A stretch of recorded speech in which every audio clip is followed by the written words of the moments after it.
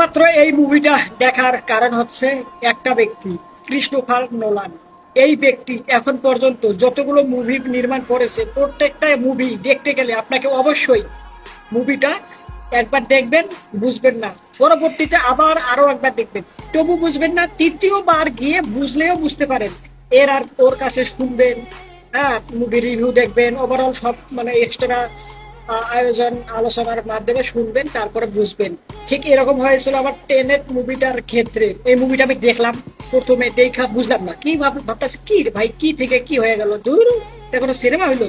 পরবর্তীতে আরো একবার এক্সপ্লেইন দেখলাম, পরে এর ও রিভিউ দেখে পরে নিয়ে বুঝেছি যে সিনেমার মধ্যে দেখানো হয়েছে এটা কি।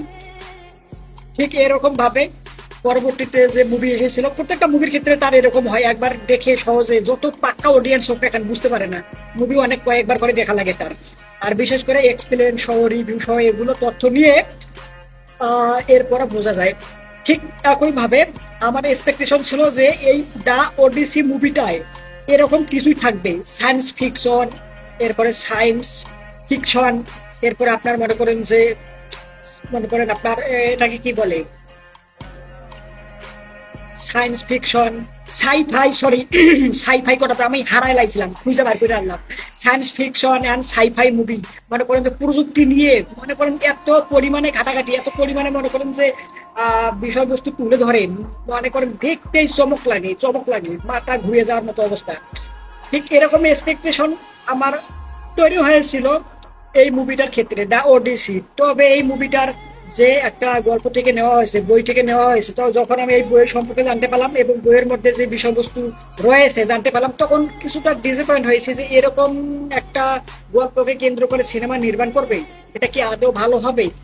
তবে যখন এই সিনেমার ট্রেলার দেখলাম, কিছুটা হ্যাপিনেস কাজ করেছে যে না, ক্রিস্টোফার নোলান যেহেতু বানাচ্ছে তাহলে ভালো কিছুই বানাবে।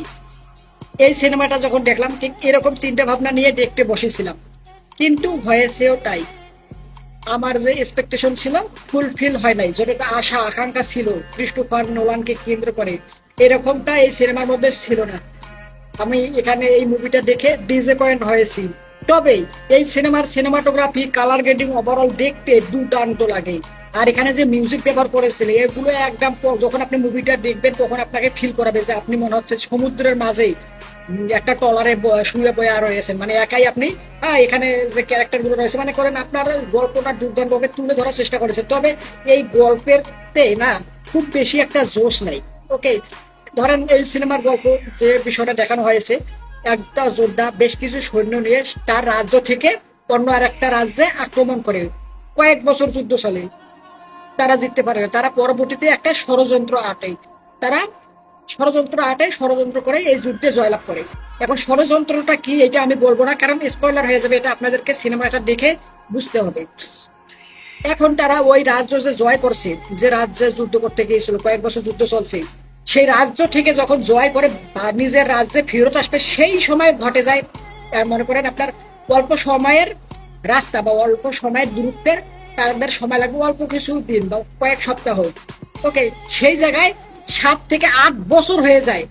সেই জায়গা থেকে একজন সৈন্য এবং ওই যে রাজা, যে সে দায়িত্ব পালন করেছিল প্রধান ওই সৈন্য দলের, সেও আসতে পারে না, তার যে দলের সৈন্য ছিল তাদের একজনও আসে না। তবে এখানে বেশ কিছু ঘটনা ঘটে, এখানে আপনার মনে করেন যে ওই যে হরর ফিল পাওয়া যায়। এখানে একটা মেয়ে ছিল, ওর নাম সার্সি। ও মনে করেন যে মানুষের মুখটা ধইরা একদম যেরকম আকৃতি দেওয়া দিত ঠিক ওরকমই হয়ে যাইতো, দেখা যাইতো কাউকে ভেড়া বানিয়েছে, কাউকে মনে করেন বিভিন্ন যে প্রাণী রয়েছে আমরা বাস্তব জীবনে যেগুলো দেখে থাকি, গরু ছাগল হাঁস মুরগি, ঠিক এরকম যেটাই ও চাইতো সেটাই বানাতে পারতো।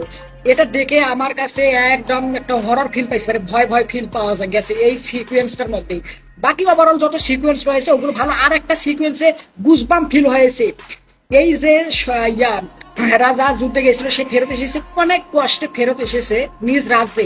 এখন নিজ রাজ্যে সে যায়, মনে করেন যে আপনার আত্মপ্রকাশ করে নাই যে আমি এই রাজ্যের রাজা, অন্য রাজ্যে গেছিলাম যুদ্ধ করতে, সে সাধারণ ভিখারি হিসেবে তার নিজ রাজ্যে প্রবেশ করছে। এখন জানতে চাই যে আমার রাজ্যের অবস্থা কি, আমি যে এখানে নাই তারা কিভাবে কি করতেছে, এত সময় ধরে আমি যে যুদ্ধে গেছিলাম আমার রাজ্যটার এখন কি অবস্থা, কারা রাজ্য চালাচ্ছে, কিরকম কি হচ্ছে না হচ্ছে, এটা জানার জন্য সে ভিখারির ছদ্মবেশ নেয়।